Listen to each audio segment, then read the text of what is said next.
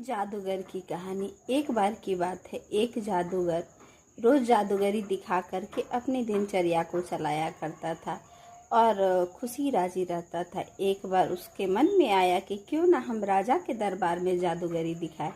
जादूगरी दिखाने से ज़्यादा धन मिलेगा और उससे हमारे जो बच्चे हैं, हमारे परिवार है, वो ज़्यादा दिन तक सुखी रहेंगे। यही सोचकर जादूगर राजा के दरबार में जादूगर की जो तमाशे हैं उसे दिखाने के लिए चला गया और वहाँ सबको हंसाने के लिए सोचा और हंसाने के चक्कर में राजा की मुकुट जो होती है उसी को गायब कर दिया।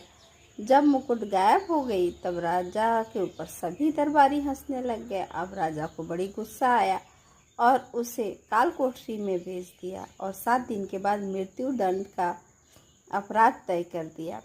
इससे अब जादूगरनी जो जादूगर की जो पत्नी थी वो बहुत दुखी हुई, अपने पति से मिलने आई। पति को बोली कि आपने ऐसा क्यों किया, तो वो बोला कि ये तो मेरा जादूगरी दिखाने का एक पार्ट था, अब मुझे क्या पता था कि राजा गुस्सा हो जाएगा। फिर वो अब रोने लगी। तब वो समझाते हुए कहता है, अरे चुप हो जाओ, 7 दिन बचे हैं, ये क्या कम है? आज को छोड़ के 6 दिन अभी भी है।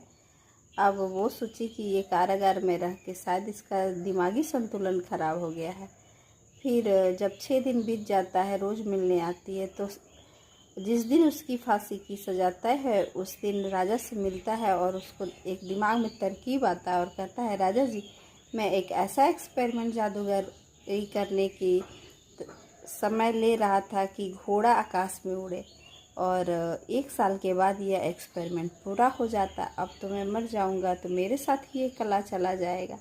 अब राजा को लोभ होती है और राजा उसे 1 साल के लिए बरी कर देते हैं और कहते हैं कि जब तुम उड़ने वाला घोड़ा बना लेना तो लाकर मुझे दे देना।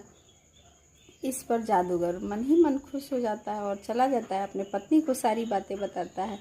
फिर पत्नी कहती है, ये क्या तरकीब निकाल के लाए हो?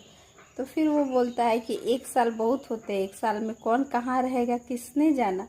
और 6 महीने के अंदर ही राजा के घोड़ा और राजा दोनों मर जाते हैं और जादूगर के ऊपर जो 1 साल के बाद फांसी देने की सज़ा रहती है वो हट जाती है। तो कोई किसी का किस्मत नहीं जानता है कि किसके साथ क्या होगा। इसीलिए खुश रहिए, मस्त रहिए, जहाँ भी रहिए आबाद रहिए।